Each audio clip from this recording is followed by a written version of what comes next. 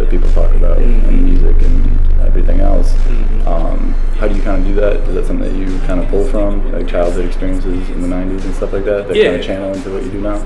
Yeah, I mean, I grew up listening to like a lot of old school music. Like my grandma used to play stuff in the car for my stepdad. Used to play like Jay-Z a lot, Tupac, you know. So I mean, when I got to age, like in high school, I went back and dipped into that stuff.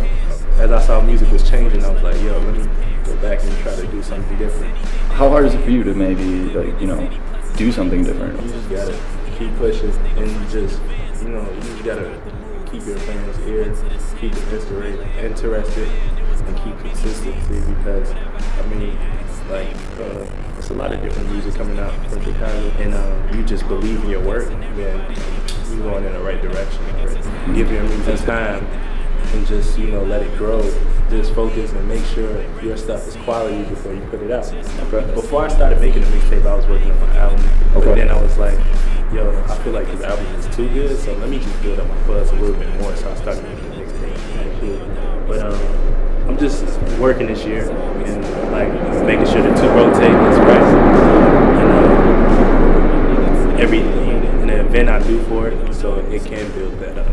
Tell me a little about 2008 though. I mean, you guys have had quite a year and a half here, a little bit. Me and my guys, like we all grew up, man. I love them, man. I love them all. Like we have differences, but like we gonna definitely stand strong and build a culture, and and just point, give people our idea.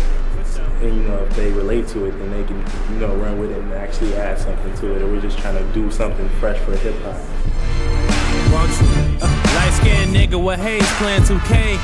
On his brown couch, got the brush for his ways. Bump his guy shit, his friends listen amazed. They ask him who is that nigga, and this what he says. He said it's just my homie that I met in 8th grade. We used to sit and talk about how we gon' get paid. Taught me about religion, he was